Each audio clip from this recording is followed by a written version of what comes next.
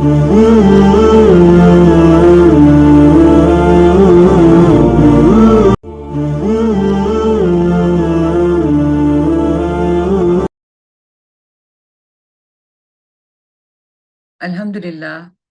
الحمدللہ رب العالمین الصلاۃ والسلام علی محمد الامین اعوذ باللہ من الشیطان الرجیم بسم اللہ الرحمن الرحیم رب اشرح لی صدری ویسر لی امری واحلل عقدۃ من لسانی یفقہوا قولی سبحان اللہ وبحمدہ سبحان اللہ العظیم۔ سورۃ نساء قرآن پاک کی چوتھی سورہ، اور ہم اس میں آیت 47 تک پڑھ چکے ہیں۔ آج ہم نے 48 سے شروع کرنا ہے۔ بسم اللہ الرحمن الرحیم۔ آیت 48 اور یہود کی بعض شرارتوں کا حوالہ ہے جو اسلام اور پیغمبر صلی اللہ علیہ وسلم کو لوگوں کی نگاہوں سے گرانے کے لیے کر رہے تھے۔ اس شرارت کے آخری نتائج سامنے آنے سے پہلے ان کو توبہ اور اصلاح کی اجازت دی گئی ہے۔ تو بات یہاں سے شروع ہوئی۔ ان کا خیال ہے کہ ان کے عقائد اور اعمال خواہ کچھ ہوں، یہ لازماً جنت میں جائیں گے۔ انہیں معلوم ہونا چاہیے کہ اللہ اس بات کو نہیں بخشے گا کہ جانتے بوجھتے کسی کو اس کا شریک ٹھہرایا جائے۔ یعنی اس سے واضح ہے کہ دوسرے گناہوں کے معاملے میں بھی کسی کو دلیر نہیں ہونا چاہیے، اس لیے کہ یہ بھی اس وقت معاف ہوں گے جب خدا چاہے گا، اور خدا کے بارے میں معلوم ہے کہ جو کچھ بھی وہ کرتا ہے اپنی حکمت اور قانون کے مطابق کرتا ہے۔ اس کی کوئی مشیت الرٹ اپ نہیں ہوتی کہ چلو جی ایسے ہی بیٹھے بیٹھے کوئی بات ہو رہی ہے۔ وہ علیم ہے، حکیم ہے، اور اس کی یہ صفات اس کی ہر مشیت کے ساتھ شامل رہتی ہے۔ تو یہاں پھر فرمایا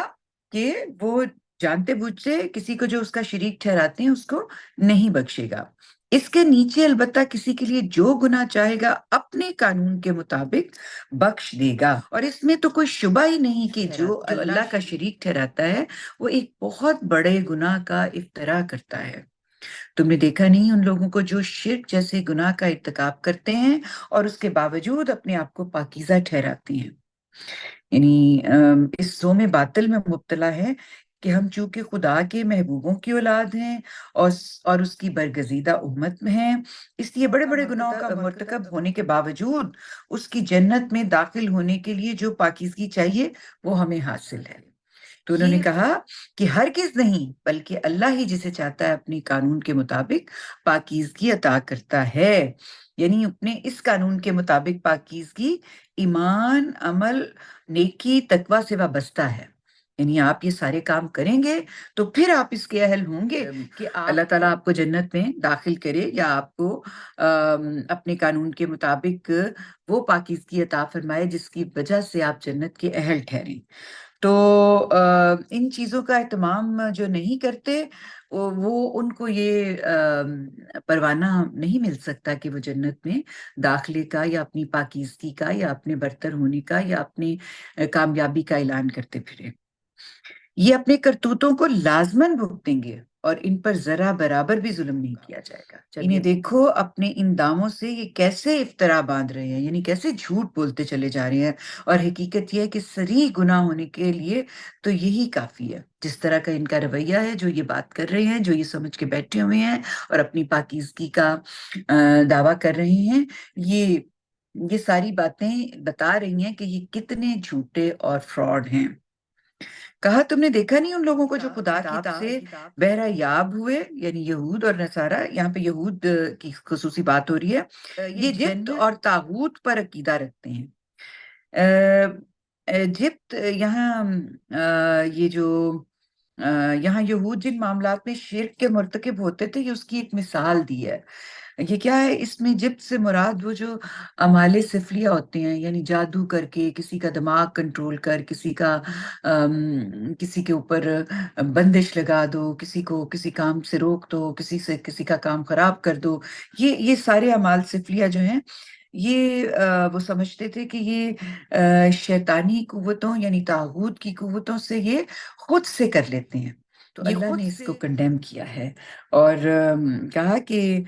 اس میں جبت میں اور طاغوت میں کوئی فرق نہیں، یہ شیطانی کام ہے، یہ شیطان سے کیے جا رہے ہیں، اور قرآن میں یہ دونوں ہم معنی استعمال ہوئے ہیں، اور یہ یہی کچھ کر رہے تھے، اور ان کو وارن کیا اور کہا کہ یہ جبت اور طاغوت پر عقیدہ رکھتے ہیں اور منکروں کے متعلق کہتے ہیں کہ ایمان والوں سے زیادہ ہدایت پر تو یہ ہیں، یعنی یہ اس قدر پستی میں گر چکے ہیں کہ نبی پاک صلی اللہ علیہ وسلم کی مخالفت میں کھلم کھلا مشرقین عرب کو مسلمانوں پر ترجیح دے رہے تھے، حالانکہ ترجیح کی بات تو یہ تھی کہ ان کے پاس بھی کتاب تھی، ان کے پاس بھی کتاب آ رہی تھی، وہ بھی اہل کتاب تھے، تو انہیں سوچنا چاہیے تھا کہ جو شرک کر رہے ہیں ہم ان کے ساتھ کھڑے ہو رہے ہیں، اور یہ جو کتاب لے کے آیا رسول ہم اس کی مخالفت اور دشمنی کر رہے ہیں، اور اس میں ہم سفلی علوم اور سفلی لیڈرشپ جو شیاطین کی ہے اس کو بھی ایکسیپٹنس دے رہے ہیں، تو ہم کس جگہ پہ آ کے کھڑے ہو گئے ہیں؟ اس کے لیے وہ یہ بھی کہتے تھے کہ قرآن کے بعض دوسرے مقامات سے معلوم ہوتا ہے، یعنی یہ کہ وہ کتاب الہی کی ان اصلاحات کو آڑ بناتے تھے جو ان بدعتوں اور تشددات کے خلاف تھیں جو ان کے فقہائے خدا کی شریعت میں پیدا کر دیے تھے۔ تو پھر کہا یہ لوگ ہیں جن پر اللہ نے لعنت کر دی ہے، جن پر اللہ لعنت کر دے تم ان کا کوئی مددگار نہیں پا سکتے، کیا خدا کی بادشاہی میں ان کا بھی کوئی حصہ ہے؟ یہ ایک بڑا ایسا سوال ہے جو جو اپنے اندر انکار رکھتا ہے، یعنی بعض سوال ہم ایسے بھی کرتے ہیں جس میں واضح ہوتا ہے کہ یہ انکار والا سوال ہے، تو یہاں پر یہ جو استفہامیہ انکار کیا جا رہا ہے نا، یہ ایک خاص اسلوب ہے کہ یہ کیا بات ہے، یہ کیا سمجھتی ہیں کہ خدا کی بادشاہی میں ان کا کوئی حصہ ہے؟ اگر ایسا ہوتا تو یہ لوگوں کو پھوٹی کوڑی بھی دینے کو تیار نہ ہوتے۔ کیا یہ لوگوں سے اللہ کی اس عنایت پر حسد کر رہے ہیں جو اس نے ان پر کی ہے، یعنی نبوت اللہ نے بنی اسماعیل میں بھیج دی، اور وہ ان کو اس پہ حسد ہو گیا کہ یہ تو ہمارے پاس آ رہی تھی مسلسل، تو اب ان کے پاس کیوں چلی گئی ہے؟ یعنی ان کے باطن سے اللہ تعالیٰ نے نا یہاں پردہ اٹھا دیا ہے، اور ان کا تمام غم اور غصہ جو ہے اس کی ریزن بتائی ہے کہ وہ سمجھتے تھے کہ نبوت تو ان کے خاندان کا حصہ ہے، تو یہ نکل کر بنی اسماعیل کی طرف کیوں چلی گئی ہے؟ یہی بات ہے تو سن لیں کہ ہم نے تو اولاد ابراہیم کی اس شاخ کو اپنی شریعت اور اپنی حکمت بخش دی اور انہیں ایک عظیم بادشاہی عطا فرمائی، یعنی ان کے حسد کے باوجود بنی اسماعیل کے حق میں نبوت اور نبوت کے ساتھ ایک عظیم بادشاہی کا فیصلہ اللہ نے کر دیا، اور وہی بادشاہی ہے جو بعد میں رسول اللہ صلی اللہ علیہ وسلم پر ایمان لانے والوں کو حاصل ہوئی۔ اس وقت یہ ایک پیشن گوئی تھی، لیکن چند ہی برسوں میں حقیقت بن گئی، اور خدا کا فیصلہ مسلمانوں کے حق میں پوری شان کے ساتھ نافذ ہو گیا۔ یہی بادشاہی کا یہاں پر آیت 54 میں بیان ہے۔ اس کے بعد فرمایا یہ الگ بات ہے کہ ابھی تک انہوں نے اس کی قدر نہیں پہچانی، سو ان میں ایسے بھی ہیں جو اس حکمت اور اس شریعت پر ایمان لائے ہیں، اور ایسے بھی ہیں جو اس سے منہ موڑ گئے ہیں۔ اس طرح کے لوگوں کے لیے دوزخ کی بھڑکتی آگ ہی کافی ہے۔ جن لوگوں نے ہماری آیتوں کو ماننے سے انکار کر دیا انہیں ہم عنقریب ایک بڑی آگ میں جھونک دیں گے، ان کی کھالیں جب پک جائیں گی ہم اس کی جگہ دوسری کھال پیدا کر دیں گے تاکہ وہ خوب عذاب کا مزہ چکھیں۔ بے شک اللہ عزیز اور حکیم ہے۔ یہ یہ ایک وارننگ ہے نا، تو یہ بتایا جا رہا ہے کہ کوئی اس کا ہاتھ نہیں پکڑ سکتا، اور نہ کوئی کام انصاف اور حکمت سے خالی اس کا ہو سکتا ہے۔ اس کا قانون بے لاگ ہے، بنی اسرائیل ہوں یا بنی اسماعیل، وہ ہر ایک کے ساتھ اسی کے مطابق معاملہ کرتا ہے۔ تو یہاں یہی بات بتائی،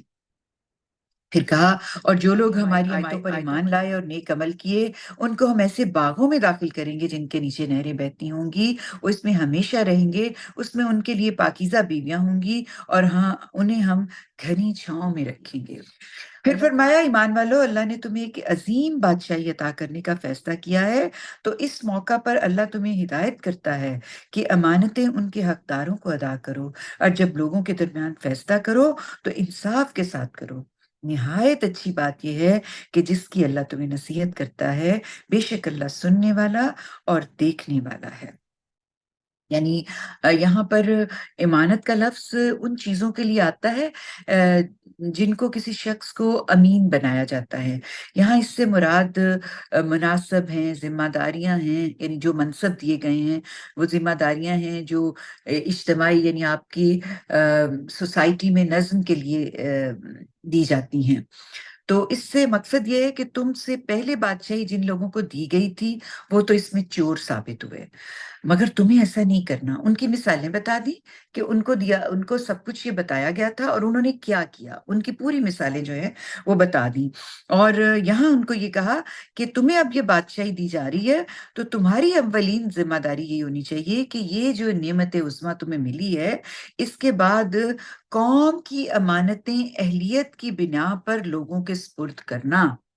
یعنی فیوریٹزم نہیں، نیپوٹزم نہیں، کرپشن نہیں. آپ نے جو جو حقدار ہے، جو اہلیت رکھتا ہے اس کے مطابق اس کو امانت دینی ہے، امانت دار بنانا ہے. اور دوسری بات کیا کہہ دی کہ اور عدل انصاف کو زندگی کے ہر شعبے میں اس کی آخری صورت میں قائم کر دینے کی جدوجہد کرتے رہو.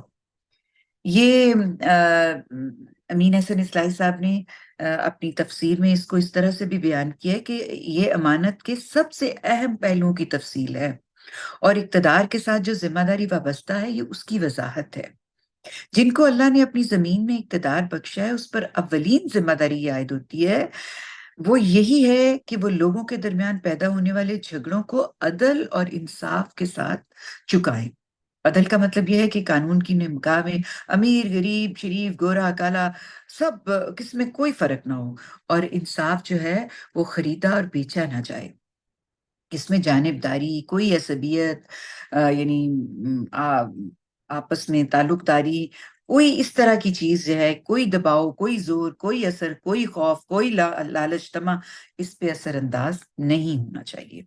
تو کہا کہ جن کو بھی اللہ نے زمین میں اقتدار بخشا ہے اسی عدل کے لیے بخشا ہے. اس وجہ سے سب سے بڑی ذمہ داری اس چیز کے لیے ہے، خدا کے ہاں عادل حکمران کا اجر بھی بہت بڑا ہے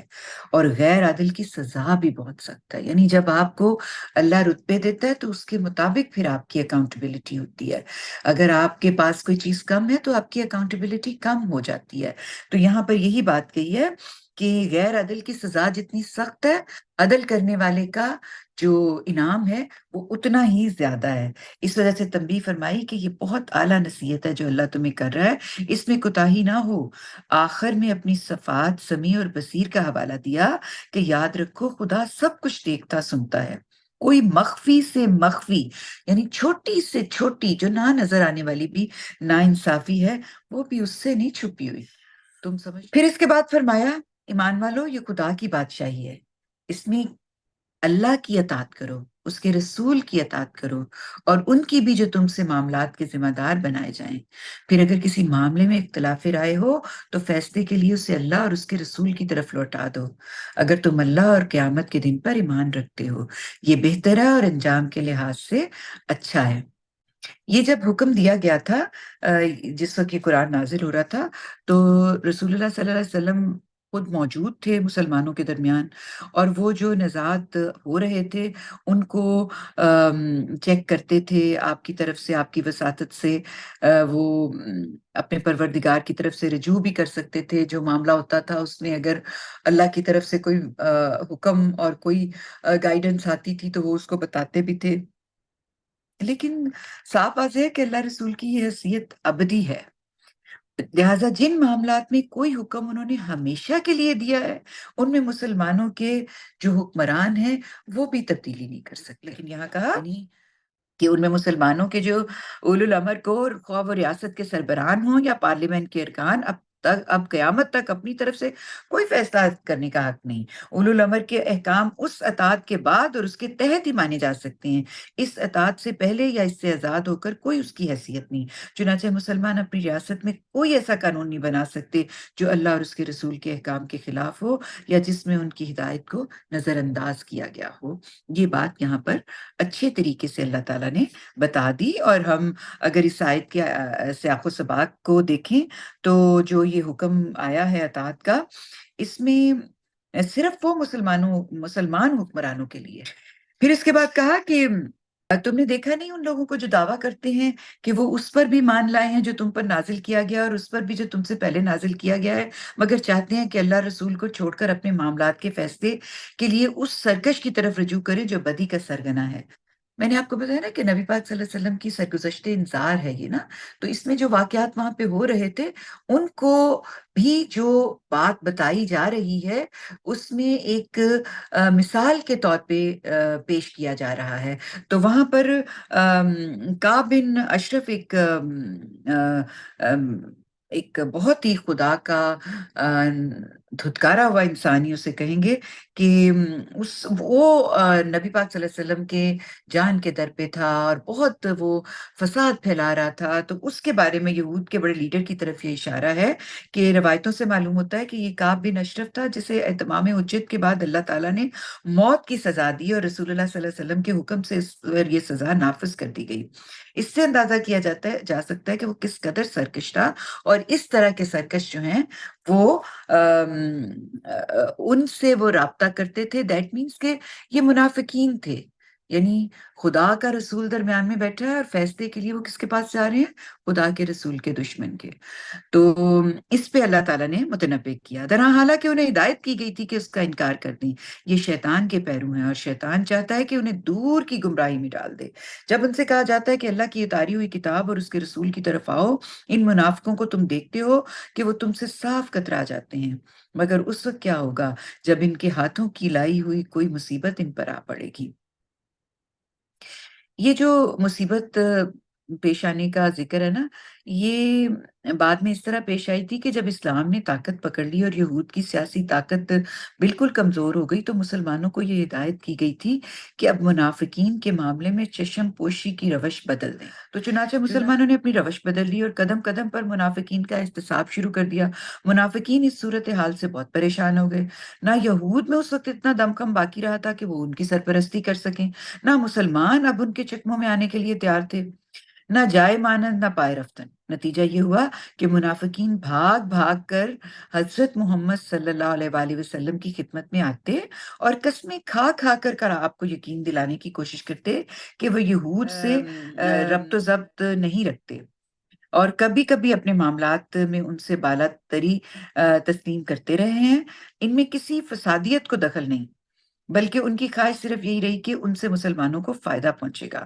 اور جو خلیج اختلاف اناج یہود اور مسلمانوں کے درمیان حائل ہو گئی ہے وہ زیادہ وسیع نہ ہونے پائی۔ اسی طرح وہ اپنی منافقت کو مصالحت کے پردے میں چھپانے کی کوشش کرتے اور اس کو احسان اور توفیق کی خوبصورت الفاظ سے تعبیر کرتے، لیکن واقعات تش تش پام ہو جانے کے بعد اس سخن سازی کا موقع بالکل نکل چکا تھا اور لوگوں پہ ہر چیز بالکل واضح ہو گئی تھی۔ یہاں پر اس کے حوالے سے اللہ تعالیٰ نے ان کو متنبع کیا، کہا کہ خدا کی قسمیں کھاتے ہوئے تمہارے پاس آئیں گے کہ ہم نے تو صرف بہتری چاہی تھی اور ہم تو یہی چاہتے تھے کہ کچھ موافقت پیدا ہو جائے۔ یہ وہ لوگ ہیں جو اللہ جانتا ہے جو کچھ ان کے دلوں میں ہے، سو ان سے اعراض کرو اور انہیں نصیحت کرو اور ان کے بارے میں ان کے ساتھ اس انداز سے بات کرو کہ دلوں میں اتر جائے۔ یعنی یہاں پر بھی ہدایت اس لیے ہوئی کہ بڑی سے بڑی غلطی پر بھی نبی پاک صلی اللہ علیہ وسلم کا رویہ نہایت نرم اور کریمانہ ہوتا تھا۔ قرآن نے فرما دیا کہ اب زیادہ نرمی برتنے کا موقع نہیں ہے، اس لیے ان منافقوں کو نیک اور بات اچھی طرح سمجھا دیا جائے اور واضح الفاظ میں تنبیہ کر دی جائے تاکہ یہ سنبھلنا چاہیں تو اللہ تعالیٰ کی آخری گرفت سے پہلے اپنے آپ کو سنبھال لیں۔ انہیں بتاؤ کہ ہم نے جو رسول بھی بھیجا ہے اسی لیے بھیجا ہے کہ اللہ کی اذن سے اس کی اطاعت کی جائے۔ یعنی رسول کا صحیح مرتبہ واضح فرما دیا یہاں پہ، رسول صرف عقیدت کا مرکز نہیں ہوتا بلکہ اطاعت کا مرکز ہوتا ہے۔ وہ اس لیے نہیں آتا کہ لوگ اس سے نبی اور رسول مان کر فارغ ہو جائیں، اس کی حیثیت صرف ایک واعظ اور ناصح کی نہیں بلکہ ایک واجب الاطاعت ہادی کی ہوتی ہے کہ جس کو آپ نے ماننا ہے۔ اس کی بعثت کا مقصد یہ ہوتا ہے کہ زندگی کے تمام معاملات میں جو ہدایت وہ دے اس کو بے چوں چرا تعمیل کی جائے۔ اس کی وجہ یہ ہے کہ اللہ نے اپنے بندوں کے ساتھ براہ راست معاملہ نہیں کیا، وہ اپنی ہدایت نبیوں اور رسولوں کی وساطت سے دیتا ہے۔ اس میں شبہ نہیں کہ اصلی مقصود تو خدا کی اطاعت ہے، مگر اس کا طریقہ ہی یہ ہے کہ اس نے رسولوں کی اطاعت کی جائے۔ پھر یہ اطاعت کوئی رسمی چیز نہیں ہے، قرآن کا مطالبہ ہے کہ یہ اتباع کے جذبے اور پورے اخلاص، پوری محبت، انتہائی عقیدت اور احترام سے ہونی چاہیے۔ انسان کو خدا کی محبت اسی اطاعت اور اسی اتباع سے ہی حاصل ہوتی ہے۔ تو یہاں پر اس کے حوالے سے گائیڈ لائن دیا ہے کہ جو رسول بھی بھیجا ہے اسی لیے بھیجا ہے کہ اللہ کے اذن سے اس کی اطاعت کی جائے۔ انہیں بتاؤ کہ رسول کی عدالت کو چھوڑ کر انہوں نے ایک بڑے جرم کا ارتکاب کیا ہے۔ یہ رسول کا مرتبہ بیان ہے۔ اگر یہ اس وقت تمہاری خدمت میں حاضر ہو جاتے جب انہوں نے اپنی جان پر ظلم ڈھایا تھا اور اللہ سے معافی مانگتے اور رسول بھی ان کے لیے معافی کی درخواست کرتا، تو یقیناً اللہ کو بڑا توبہ قبول کرنے والا اور مہربان پاتے۔ یعنی یہ جو اس میں رسول کی استغفار کی جو شرط عائد کی ہے، اس کے دو پہلو ہیں۔ ایک تو یہ کہ رسول کا یہ استغفار ان کے لیے اس دنیا میں شفاعت کا باعث ہوگا، جس سے کہ ان کے گناہ بخشے جائیں گے۔ دوسرا یہ کہ رسول کی عدالت کے ہوتے ان کا رسول کی کسی اور سے مدد مانگنا، کسی اور کو ماننا، یہ رسول کی صریح توہین ہے۔ اس وجہ سے ضروری ہوا کہ رسول کی رضا ان کی دعا بھی حاصل کرے۔ لیکن نہیں ہے پیغمبر، تمہارے پروردگار کی قسم، یہ لوگ کبھی مومن نہیں ہو سکتے۔ یہ بڑی ہی التفات اور بڑی دل نوازی کی بات ہے، بلاغت کا ایک بڑا ہی خوبصورت انداز ہے کہ اللہ تعالیٰ نے یہاں کہا نہیں ہے پیغمبر، تمہارے پروردگار کی قسم۔ جیسے ہم کسی سے بہت محبت کرتے ہیں نا، تو ہم اپنی محبت کی انتہا کا اظہار کر رہے ہوتے ہیں، تو اللہ تعالیٰ نے یہاں کہا کہ تمہارے پروردگار کی قسم، یعنی جس کو تم مان رہے ہو، جس سے محبت کر رہے ہو، جس کی اطاعت، جس کو خدا مان کے تم اس کے ساتھ کھڑے ہو، اس کی قسم کھا کے کہا ہے کہ یہ لوگ مومن ہو ہی نہیں سکتے جب تک اپنے اختلافات میں تمہیں کو فیصلہ کرنے والا نہ مان لیں۔ پھر جو کچھ تم فیصلہ کرو اسے اپنے دلوں میں کوئی تنگی محسوس کیے بغیر اس کے آگے سر تسلیم خم نہ کر دیں۔ جو انہوں نے جھوٹی قسم کھائی تھی نا پیچھے، اس کے جواب میں یہ قرآن نے سچی قسم سے اس کی تردید کرتے ہوئے رسول اللہ صلی اللہ علیہ وآلہ وسلم کا مقام اور مرتبہ اور ان کی آخری حد واضح کی ہے۔ دین اور شریعت کے احکام تو ایک طرف، اپنے درمیان پیدا ہونے والے جو نزاعات تک ہیں رسول اللہ صلی اللہ علیہ وسلم کو کے فیصلے کو بے چوں چراں پورے اطمینان کے ساتھ ماننا ضروری ہے۔ اللہ تعالیٰ نے یہاں اپنی ذات کی قسم کھا کر فرمایا کہ یہ لوگ اس وقت تک مومن نہیں ہو سکتے جب تک یہ اپنے درمیان پیدا ہونے والے تمام نزاعات میں تمہیں کو حکم نہ مانے، اور پھر ساتھ ہی ان کے اندر یہ ذہنی تبدیلی نہ واقع ہو جائے کہ وہ تمہارے فیصلے کو بے چوں چراں پورے اطمینان قلب کے ساتھ مانے اور اپنے آپ کو بلا کسی استثناء کے تمہارے حوالے کر دیں۔ رسول کی اطاعت خود خدا کی اطاعت کے ہم مانی ہے، اس وجہ سے اس کا حق صرف ظاہری اطاعت سے ادا نہیں ہوتا بلکہ اس کے لیے دل کی اطاعت بھی لازمی شرط ہے۔ تو یہاں پر سر تسلیم خم کرنے کے لیے کہا گیا، یہ ایمان کا دعویٰ کرتی ہیں، اور حقیقت یہ ہے کہ اگر ہم ان پر فرض کر دیتے کہ اپنے لوگوں کو قتل کرو اور اپنے گھروں کو چھوڑ کر نکل آؤ جس طرح ہم نے موسیٰ کے زمانے میں کیا تھا، تو ان میں سے کم ہی اس حکم کی تعمیل کرتے۔ اس وقت جو نصیحت انہیں کی جا رہی ہے، یہ اگر اس پر عمل کرتے تو ان کے حق میں بہتر ہوتا، اور اس کے نتیجے میں یہ دین پر زیادہ ثابت کرنے کے ساتھ جمے رہتے۔ یہ ایسا کرتے تو انہیں ہم اپنی طرف سے بہت بڑا اجر عطا کرتے اور انہیں سیدھی راہ کی ہدایت بخش دیتے۔ انہیں بتاؤ کہ جو اللہ اور اس کے رسول کی اطاعت کریں گے وہی ہیں جو ان لوگوں کے ساتھ ہوں گے جن پر اللہ نے انعام فرمایا، یعنی انبیاء، صدیق